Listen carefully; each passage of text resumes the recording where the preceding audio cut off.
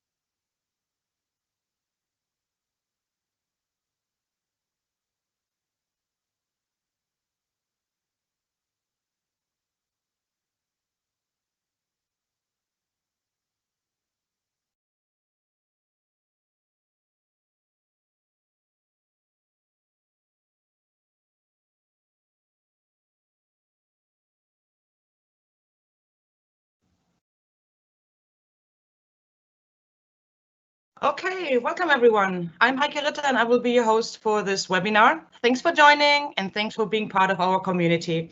A few reminders before we start. This webinar is a recording which will be live streamed. We have our subject matter experts in the background to answer questions. The recording will be shared publicly afterwards and will be posted on our community at aka.ms/security-webinars. During the webinar, you can ask questions at any time by typing them in the live event Q&A window by clicking on the Ask a Question button. Usually questions you post will be made publicly visible, and if you prefer, you can post your question also anonymously by checking the box right below where you enter it. And as you can imagine, we often get many questions during these webinars, and we are really doing our best to respond to all of them in real time. If an answer was not provided, or if you have additional questions, you can go to our Microsoft 365 Defender TechNet forum at aka.ms/M365DTC to then spin up a topic and ask your question there. We love to hear your feedback on how we can improve these webinars, so please do so at aka.ms/security-webinar-feedback. This is really important so we can deliver the content you need. I posted all of those links also in the announcement section in the Q&A area, so feel free to click on those links. And then if you haven't already, please join our community at aka.ms/security-community. That's the best way to ensure you don't miss any future webinars or make announcements. In our community, you can speak directly to the engineering teams that are building our security products. For Microsoft 365 Defender, you can do that again at aka.ms/M365DTC. And we believe that the best way to improve our products is by removing any barriers between you and the people that create them. So please join us. Today, I'm super excited to review how Microsoft 365 Defender can detect the various stages of Solorigate with Corinna Feuerstein and Christos Ventouris. So, and with that, let's go.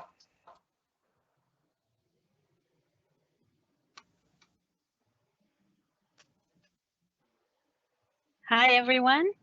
Welcome to our talk today. We are going to talk today about how to use Microsoft 365 Defender to protect against Solorigate.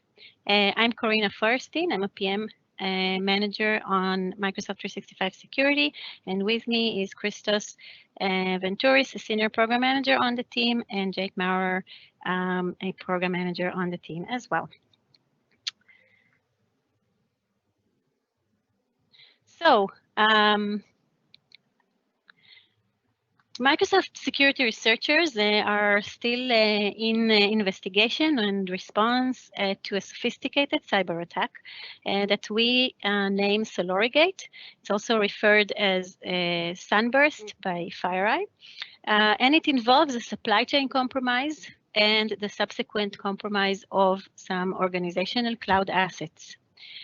While the investigations and impact assessments are ongoing, Microsoft is providing visibility into this attack chain and related threat intelligence for the Defender community as early as we can, so that organizations can identify and take actions to stop this attack, understanding the potential scope, and beginning a recovery process for this active threat.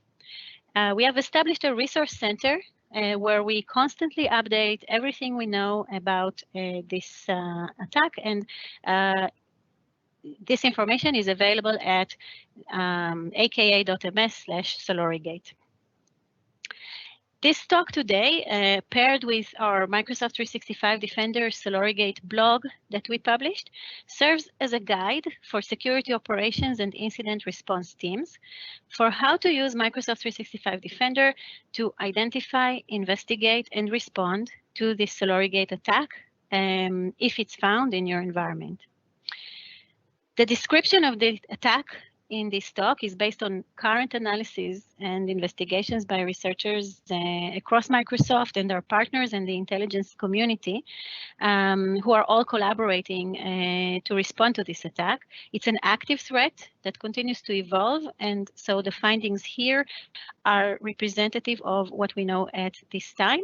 And we continue to publish and update intelligence, indicators, tactics, techniques, and procedures at the location shown here. Before we dive into the actual attack, I would like to remind the audience a little bit about Microsoft 365 Defender. This is our security solution, a unified Microsoft 365 threat protection stack that comprises of the capabilities of 4 major product pillars: Microsoft Defender for Identity, Defender for Endpoint, Defender for Office 365, and Microsoft Cloud App Security. All 4 products are operating in unison under a coordinated cross-domain security capability. The activities that are provided in this unified experience include a unified portal for viewing attacks across the different product views, ability to provide coordinated protection from threats, automatic healing of affected assets, a unified threat intelligence and analytics section, and cross-domain threat hunting. And we will show today how to apply these different capabilities to an attack such as Solorigate, which we are discussing today.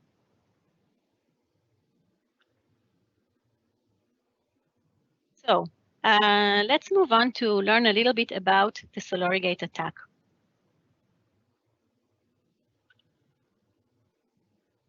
The Solorigate attack is an example of a modern cross-domain compromise. Since these kinds of attacks span multiple domains, having visibility to the entire scope is key to stopping and preventing its spread.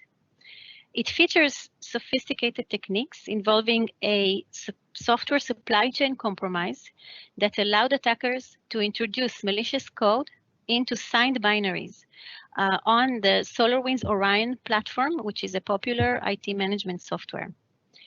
The compromised application grants attackers easy deployment across a wide range of organizations who use and regularly update this application, with little risk of detection because the application is trusted. Then with this initial widespread foothold, the attackers can then pick and choose the specific organizations they want to continue operating within, while others basically remain an option at any point as long as the backdoor is installed and undetected. Based on our investigations, the next stages of the attack involved on-premises activity with the goal of off-premises access to cloud resources and include the following parts. Using the compromised SolarWinds DLL to activate a backdoor that enables attackers to remotely control and operate on a device. Using the backdoor to steal credentials, escalate privileges, and move laterally to gain the ability to create XAML tokens using one of two methods, either stealing the XAML signing certificate from an ADFS server on-prem, or adding or modifying existing federation trusts. And finally, using those attacker-created XAML tokens to access cloud resources and perform actions that lead to activities like exfiltration of email and persistence in the cloud, which is the one seeming goal of this attacker. So now that we understand the general end-to-end model of this attack, let's drill in and see how we can use Microsoft 365 Defender to address this kind of attack.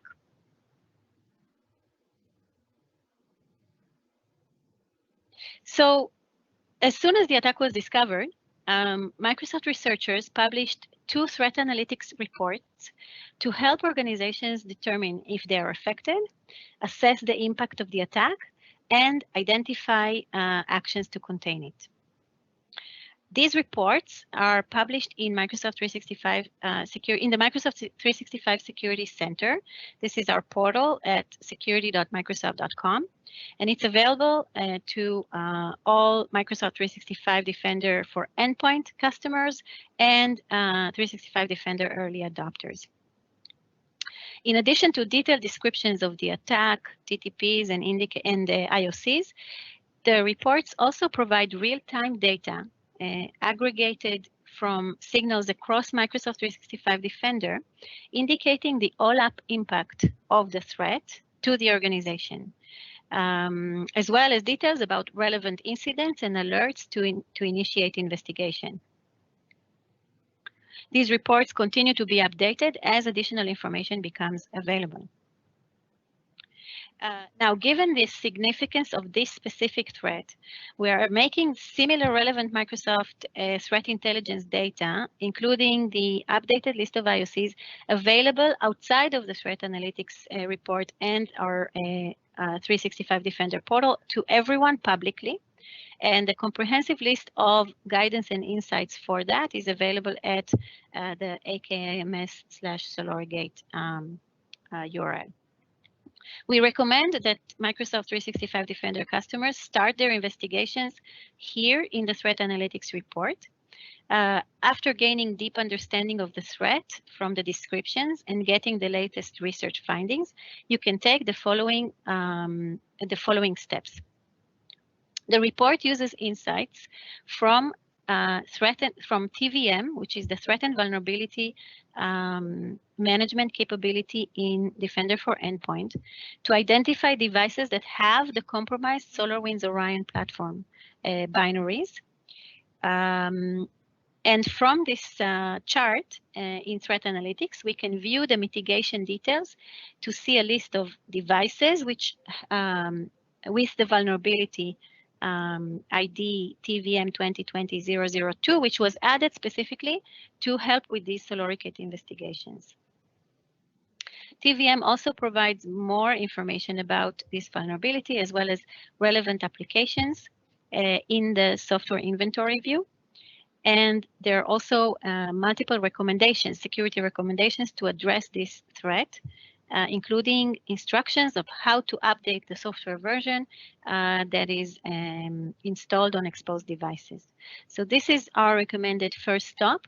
for how to start the investigation and understand the general impact, if at all, of Solorigate in your organization. From the threat analytics report, you can quickly locate devices that have alerts that are related to the attack.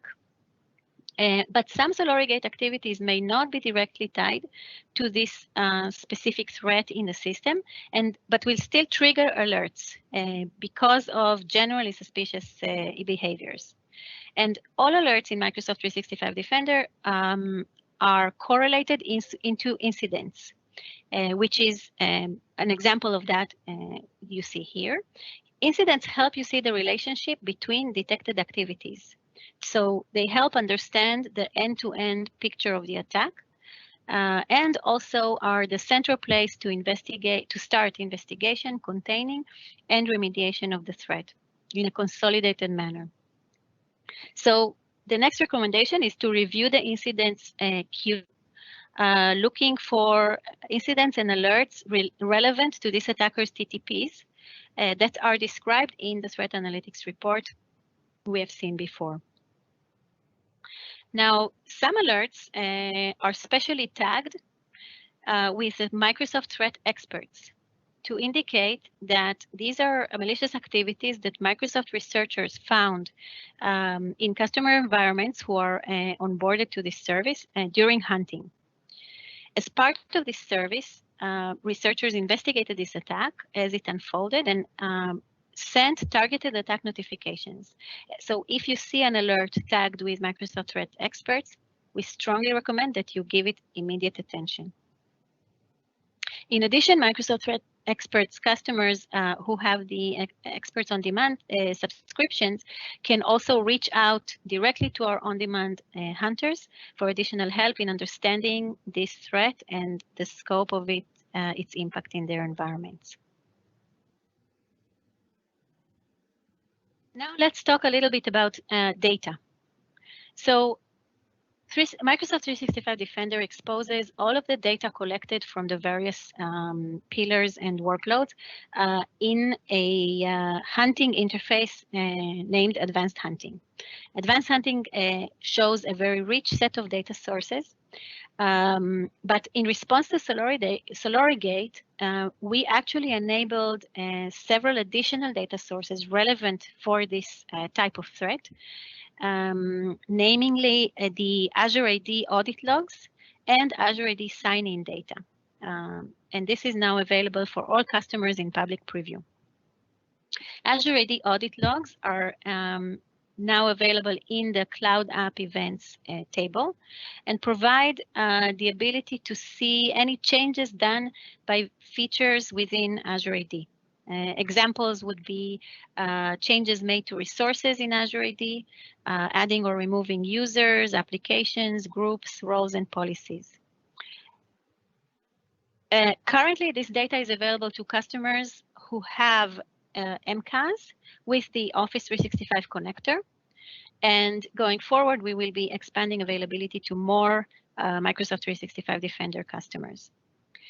The AAD sign-in logs are available in two new tables.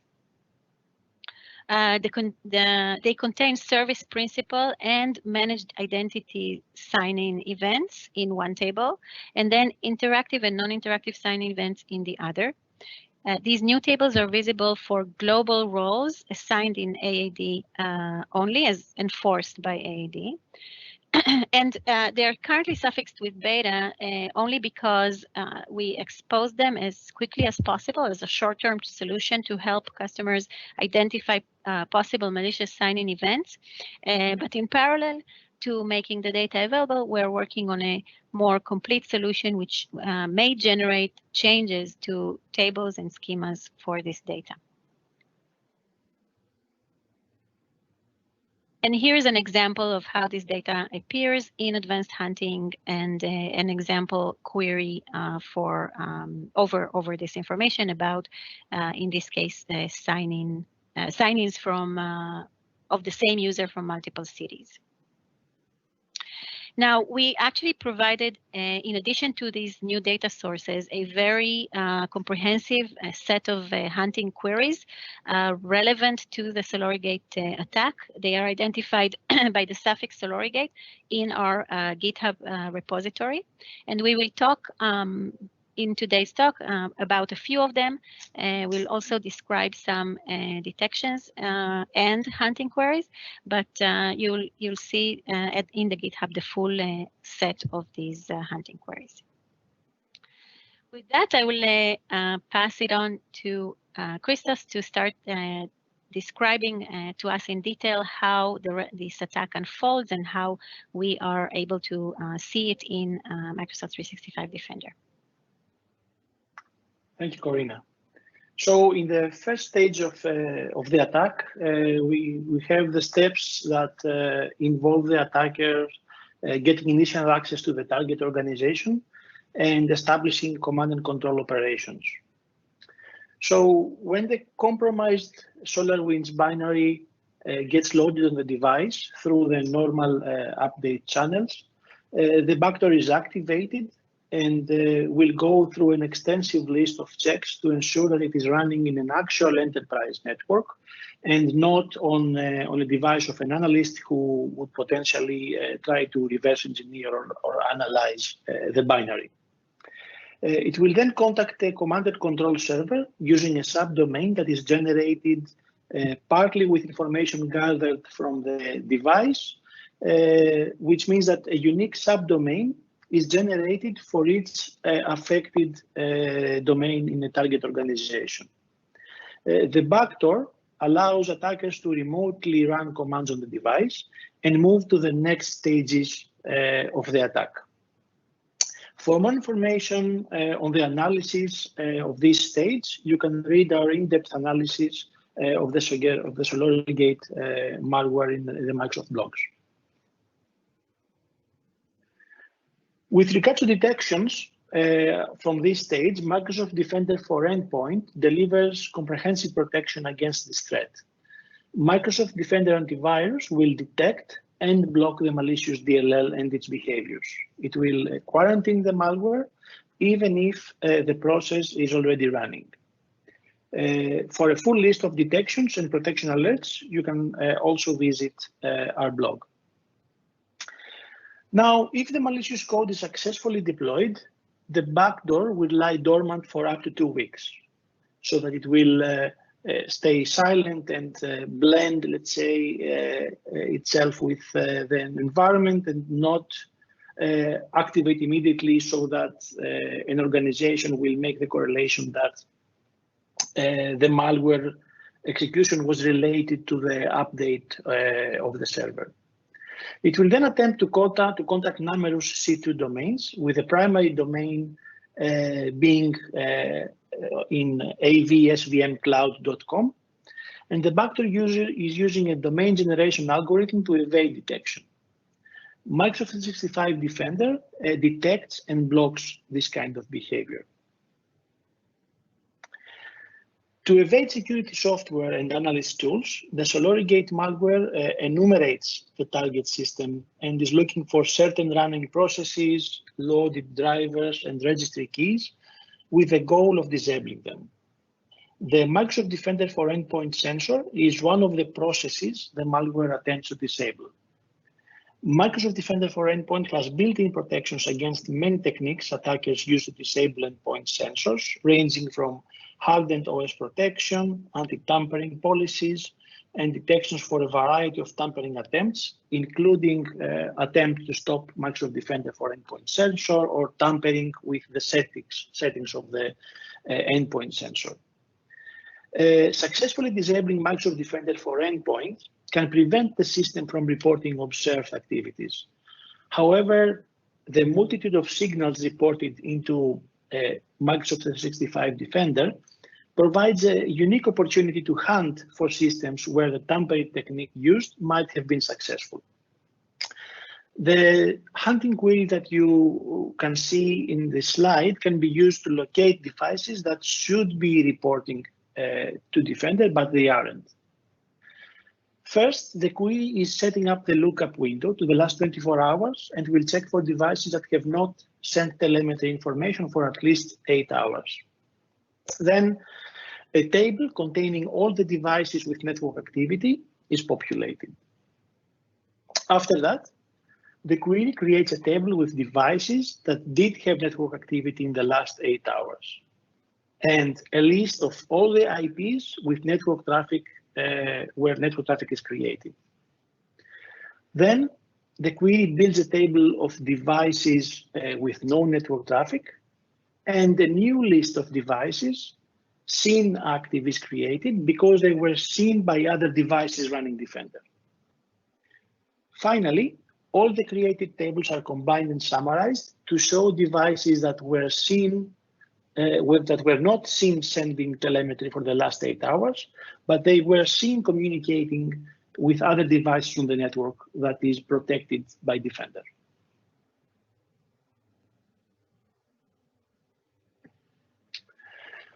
Now, after the attacker is establishing a backdoor connection on an affected device, the attacker's next goal is to achieve off-premises access to the organization's cloud services. To do this, they must find a way to gain permissions to those services. One technique we have seen the attackers use is to go after the organization's Active Directory Federation services, also known as ADFS server, to obtain the proverbial keys to the identity kingdom. ADFS enables federated identity and access management by securely sharing digital identity and entitlement rights across security and enterprise boundaries. Effectively, if we had to make a similarity to the Active Directory world, it is the LSAS for the cloud. Now, among other things, ADFS stores the security assertion markup language, also known as SAML token signing certificate, which is used to create authorization tokens for users or services in the organization so they can access cloud applications and resources after they are authenticated. To attack the ADFS infrastructure, the attacker must first obtain appropriate permissions through on-premises, through credential theft, intelligence gathering, and lateral movement. Building the backdoor described above, the attacker is leveraging fileless techniques for privilege escalation, persistence, and lateral movement, including evading analysis by using system binaries and exploration tools that masquerade as benign binaries. The attackers also carefully choose organization-specific command and control domains, and they use custom organization tool naming and locations to hide their activities. The next step in the attack is focusing on the ADFS infrastructure, and this can unfold in two separate paths that lead to the same outcome, which is the ability to create valid SAML tokens that will allow impersonation of users in the cloud. Now, the first path of the attack, after gaining administrative privileges in the organization's on-premise network, the attackers will enumerate Active Directory through the LDAP protocol and impersonate a domain controller to synchronize secrets and certificates information that lead to accessing the ADFS server itself. With access to the ADFS server, the attackers access and extract SAML signing key, and with this key, the attackers can create valid SAML tokens to access various desired cloud resources as the identity of their choosing. For the second path of the attack, after gaining administrative Azure Active Directory privileges using compromised credentials, the attackers add their own certificate as a trusted entity in the domain, either by adding a new federation trust to an existing tenant or modifying the properties of an existing federation trust. As a result, any SAML token they create and they sign will be valid for the identity of their choosing. With achieving this, the attacker has now transitioned from on-premise to the cloud, and they can continue their attack from there.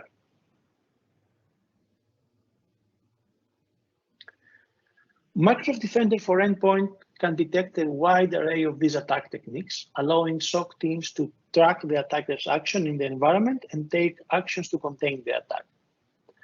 Attackers collect data from Active Directory using a renamed version of the utility ADFS, running queries against domain controllers as part of the reconnaissance stage of the attack.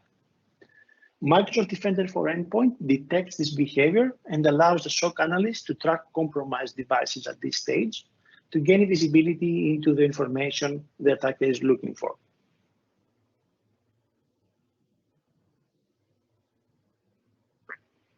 Here in this example, we can see how a suspicious LDAP query alert can show the exact LDAP query that was run by the tool.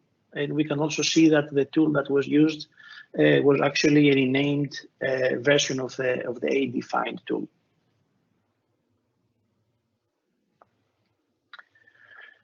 To gain access to high privileged accounts needed for later steps in the kill chain, the attackers move laterally between devices and dump credentials until an account with the needed privileges is compromised, all while remaining stealthy. Microsoft Defender for Identity will detect an alert of a variety of exploration and credential theft techniques. In addition to watching for alerts, security analysts can also hunt across identity data in Microsoft 365 Defender for signs of identities being compromised. Here is an example of a query that is looking for high volume of LDAP queries in a short time, filtering for non-DC devices. Now, the query starts by setting a time window of 1 minute and a threshold of 12 LDAP queries per minute. To distinguish legitimate from illegitimate DC traffic, the query creates an approximate list of domain controllers in the environment by looking for directory replication events between monitored devices. It then looks for LDAP queries from devices not in the domain controllers list and measures the rate of the queries based on the time window defined at the beginning of the query. If in the given time window the number of LDAP queries are exceeded, the device that exceeded the limit is listed in the query. Now, what should you do once you identify such devices? At this point, SOC teams can take containment measures within the Microsoft 365 Security Center, for example, using indicators to isolate the devices involved and block the remotely executed payload across the environment, as well as mark suspect users as compromised. Corina, back to you.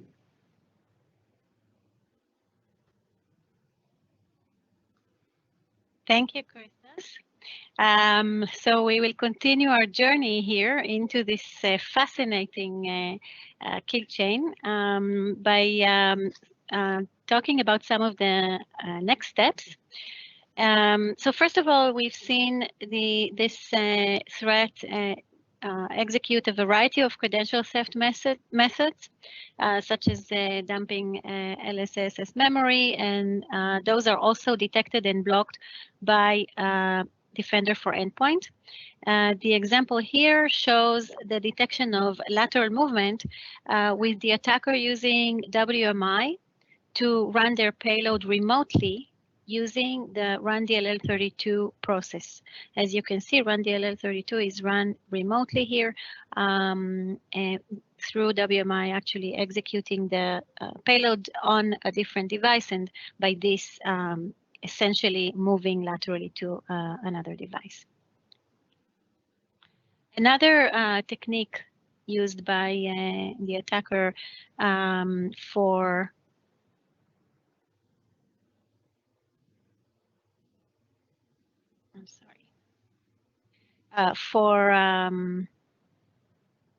for persistence actually is WMI, event filter, and consumer binding. This is a technique sometimes used for persistence on a box. And again, you can see here, Defender for Endpoint detecting this advanced defense evasion and masquerading technique, which then is shown in the 365 Defender alert view.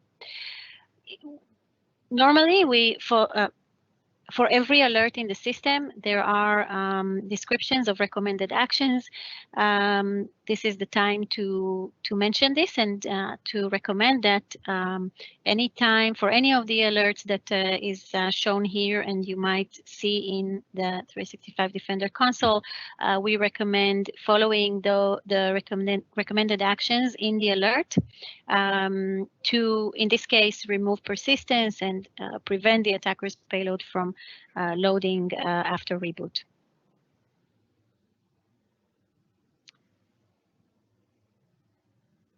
So now we come to the step around the ADFS private key theft that Christos described to us before. And this is actually attacking the ADFS infrastructure, which can unfold, as we said, in two separate paths, but they lead to the same outcome, which is the ability to create these valid XAML tokens that allow impersonation of users in the cloud. So the attackers may do this either by stealing the XAML signing certificate or by adding their own certificates as trusted entity in the domain. In this area, Defender for Endpoint and Defender for Identity both detect the actions that attackers take to steal the encryption key needed to decrypt the XAML signing certificate. Both solutions leverage unique LDAP telemetry to raise these high severity alerts, highlighting the attacker's progress towards this point of being able to create these illegal XAML tokens. For tracking changes to Federation Trust Configuration, which is the second method we described here, please see our advanced hunting query that we provide in the blog over the newly added AAD Audit Log data. Now, if the XAML signing certificate is confirmed to be compromised, first of all, let's see here also the, so we saw the MDE alert, and this is here the Defender for Identity alert, also alerting on Active Directory reconnaissance using LDAP, which suggests searching for the ADFS key. So if the XAML signing certificate is compromised or the attacker has added a new one, we recommend following the identity recovery best practices in an additional blog that is linked in the Solorigate collection, which will guide you in how to invalidate certificate rotation or invalidate the token through certificate rotation and prevent further use of it by the attacker. And additionally, affected ADFS servers may need to be isolated and remediated to ensure that no remaining attacker control remains. Note that this stage of the attack is critical. If the attacker gains the ability to create these forged XAML tokens, they can gain access to services or applications while basically bypassing any security checks, including multi-factor authentication. So to prevent attackers from gaining access to cloud resources, maximum investments are desired in preventing, discovering, and remediating this type of attack before this stage. Let's go over the final stage of this attack. Now that the attacker has access to the private encryption key in the first path that resides on the ADFS server, they can use the key to decrypt the signing certificate. The certificate can then be used to create these forged XAML tokens that, as we discussed. And for the second path, with AD administrative privileges, they can add new certificates and as trusted objects. Now, with the ability to create these illegal XAML tokens, the attacker can now access sensitive data without having to originate from a compromised device or be confined to on-premises persistence. And the method of gaining access that we have observed is use of API access via existing OAuth applications or service principals. This way, they can attempt to blend into normal pattern of activity because these applications, or specifically using applications or service principals that normally have, for example, mail read or mail write permissions, and they may use them to read email content via Microsoft Graph or Outlook APIs. Now, if the application they choose to use does not already have read permissions for email, they can also modify the permissions of these applications and grant the application the required permissions. So let's see this part of the attack in the eyes of Microsoft 365 Defender.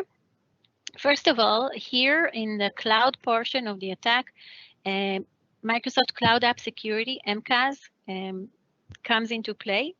We have added a new detection of unusual credential additions to OAuth application. And this will alert the security team about applications that have been compromised to potentially extract data by identifying this unusual credential addition capability. This detection logic is built on anomaly detection that learns the behaviors of each user account or service principal in the environment and filters out normal usage patterns and ensures alerts highlight real attacks. If you see this alert in your environment and confirm that this is malicious activity, you should take immediate action to suspend the relevant account, mark it as compromised, reset the account password, and remove the credential additions. And you may also consider disabling the application completely during investigation and remediation.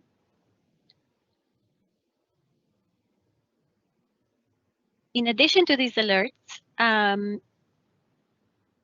we also have security teams can also use a few advanced hunting queries over the newly provided Azure ID Audit Logs to examine when new credentials have been added to a service principal or application.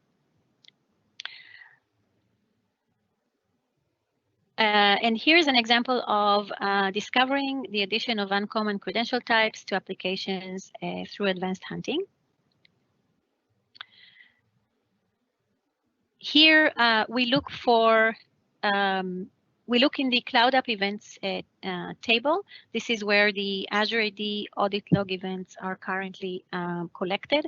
And we look for events where the service principal credentials or certificate secrets may have been added or updated.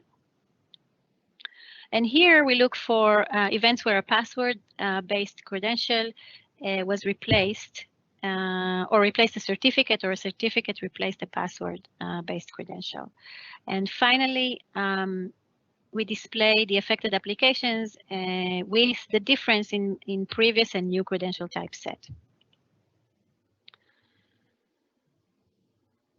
Now, if the attacker is able to get to the final step of actually being able to read emails via the Graph APIs, we also provide a couple of hunting queries for identifying this capability or this activity. that would be performed in this case by those auth applications or service principals that have the mail read permissions and are used by the attacker, are abused by the attacker to perform this activity. These queries are based on increased visibility for this type of behavior, which is provided by the mail item accessed events that are now available in the same advanced hunting tables from Exchange, and they are exposed in Cloud App Events advanced hunting table. Note that if you have customized the list of audit events you are collecting, you may not be seeing these events, and so you may need to manually enable this telemetry so that you log these events. In the first query, again, we set a time frame and we look for potentially throttled mail read activity. So the system actually looks for more than 1,000 mail item accessed audit. If more than 1,000 mail access items audit events are recorded in less than 24 hours, then Exchange Online will stop generating them and present this throttling information. And the throttling behavior or the throttling information is a good starting point to look for potentially compromised mailboxes, because it means that there is a large volume of emails that were read all at once or within a short amount of time. And so we look for email access activities where auditing was throttled. In the second query, we look for auth apps reading mail through the Graph API and just search for some anomalies in this activity, looking for these applications whose behavior has changed prior to a baseline period. And so this query returns auth applications that are accessing user mail via Graph and did not do so in the previous week. Notice the first part here lists all the applications that used Graph API. This is the ID for that in a given time frame to access email, and then we compare that to activity earlier, a few days earlier, to see if there is a change in this type of activity that may be suspect.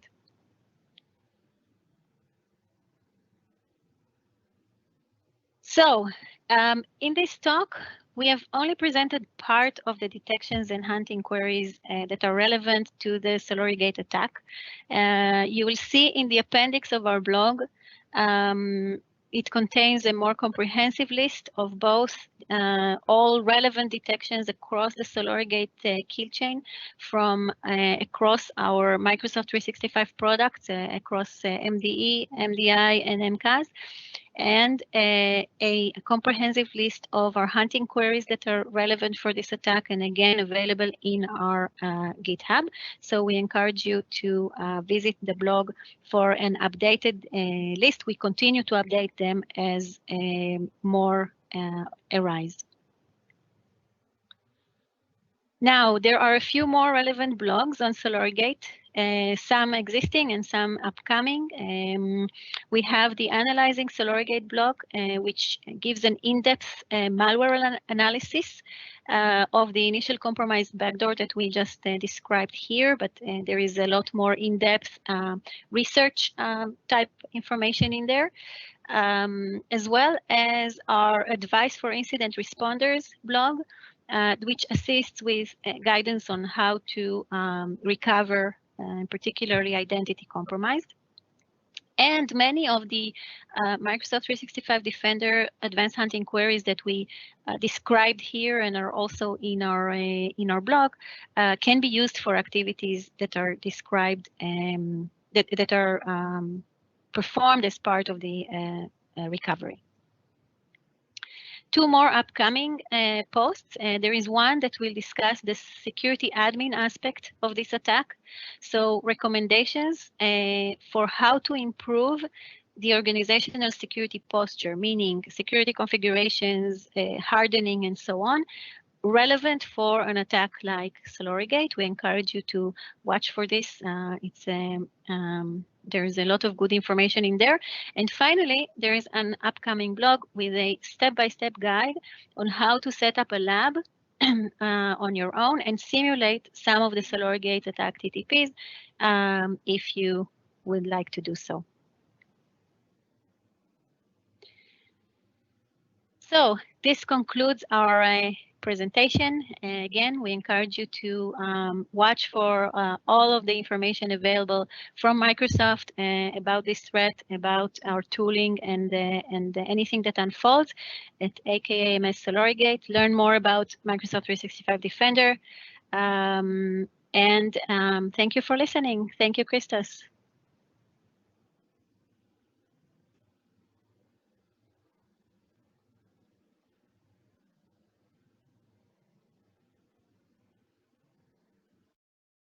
Okay, thank you so much for presenting. And before we actually conclude the webinar, our next schedules are in February. Azure Sentinel, accelerate your Azure Sentinel deployment with the all-in-one accelerator.